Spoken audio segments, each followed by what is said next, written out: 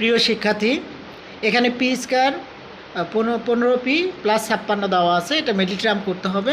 আর middle term করতে গেলে প্রথমে আমাকে একটা বিষয় খেয়াল রাখতে হবে যে যখন আমি মিডল টার্ম করব প্রথমটি এবং শেষ সংখ্যাটি গুণ করে নেব মনে মনে।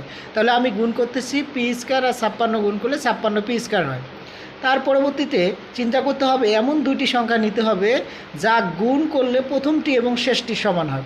তাহলে আমি এখানে যদি গুণ করি 7 আসতে কত 56, তা পি গুণ করলে পি স্কয়ার 56p স্কয়ার, তাহলে প্রথমটি এবং শেষটি সমান হলো। যোগ বিয়োগ করলে যেন মাঝেরটা হয়, যে দুটি সংখ্যা দিয়ে গুণ করব যোগ বিয়োগ করলে যেন মাঝেরটা হয়।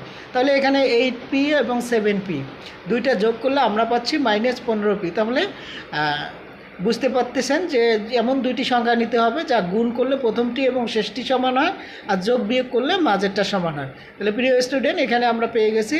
এখন আমি এখানেও পি আছে, এখানেও পি আছে, তাহলে আমি পিটা কি নেব, একটা পি কমন নিলে আমি দেখতে পাচ্তেছি যে পি চলে গেলে আরেকটা পি থাকে। এখানে পি স্কয়ার আছে মানে দুইটা পি আছে, একটা পি কমন নিলে পি থাকে মাইনাস এই যে পি আছে, পি চলে গেলে কি থাকে 8।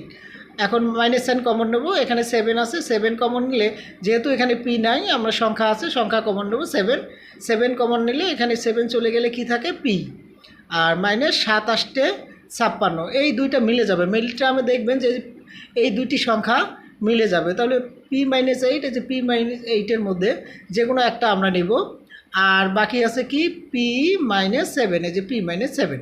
Thank you. পরেরটি দেখেন, এখানে বলছে x square plus 11x plus 30। তাহলে এখানেও মনে মনে গুণ করে নিতে হবে যে এই যে প্রথমটি শেষটি এবং প্রথম সংখ্যাটি গুণ করলে 30x স্কয়ার পাই। এমন দুইটি সংখ্যা নিতে হবে যা গুণ করলে 30x স্কয়ার হয়। তাহলে এখানে 6x আর 5x নিচে আমরা, তাহলে 5-6 কত 30x স্কয়ার, আর যোগ বিয়োগ করলে 5 আর 6 11x, এই যে মাঝেরটি সমান হচ্ছে। তাহলে আমরা এখন এখানেও এক্স আছে, এখানেও এক্স আছে, আমি এক্স কমন নেব। এক্স কমন নিলে আমি পাচ্ছি, এক্স কমন নিলে দুইটার মধ্যে একটা চলে গেলে থাকে একটা, প্লাস এক্স চলে গেলে শুধুমাত্র 6 থাকে, প্লাস এখানে 5 সংখ্যা আছে, আমি 5 কমন নিলাম, 5 চলে গেলে কি থাকে এক্স, 5-6 30। দেখেন এখানেও দুইটা সংখ্যা মিলে গেছে, এক্স প্লাস 6 মিডল টার্মে 100% এরকম মিলে যাবে।